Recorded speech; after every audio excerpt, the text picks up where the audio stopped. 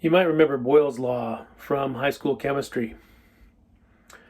Boyles Law says that for any gas, pressure and volume are inversely related, and follow the equation, pressure times volume equals a constant. This means that if you were to double the pressure on a gas, squeeze it down, then the volume would decrease by 1/2. Or if you were to decrease the pressure of any gas by, say, 1/3, then the volume would become 3 times larger.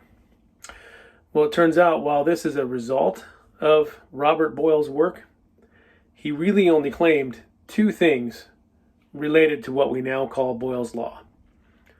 Number 1, he claimed that air had what he called a spring. And number 2, he said that the pressures and the expansions of normal atmospheric air are in a reciprocal proportion.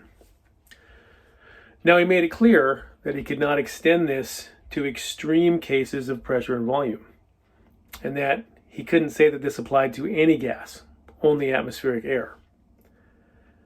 This hesitancy to claim more than what his experiments showed is exactly why Robert Boyle was one of the 2 greatest scientists in the 17th century. He based his conclusions totally on experimental results, not on theory, not on speculation. He taught that this is how you should go about studying nature. For example, he disagreed with the current Aristotelian view that nature could be explained in terms of forms and qualities.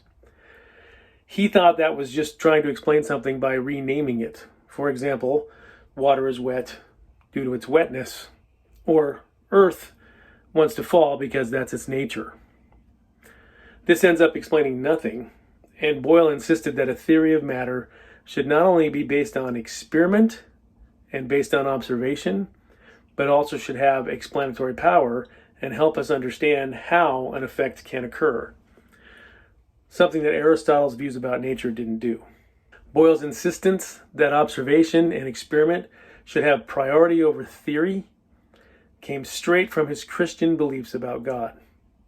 He believed that God, by his own free will, chose to create the world with an order that can be observed by us, by humans.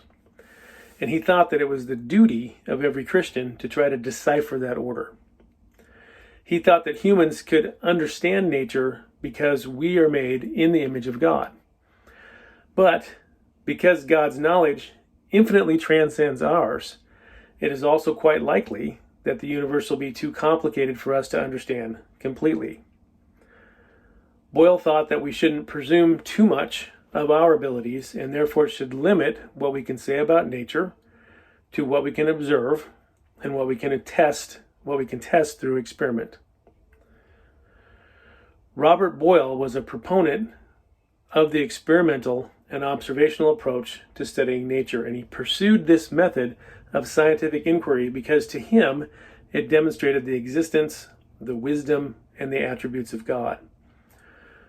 Boyle wanted to formulate an experimentally based theory of nature that allowed us to understand and to marvel at the created order so that we might better appreciate the glory of God. Christianity led directly to one of today's definitions of science: the systematic study of nature through observation and experiment. Robert Boyle was one of the greatest scientists of the 17th century. He was a founding member of one of the great scientific institutions, which is still around today, the Royal Society of London. He is known as the father of modern chemistry. But he also was a deeply religious Christian who wrote theological tracts, he wrote Christian devotionals, he wrote ethical essays.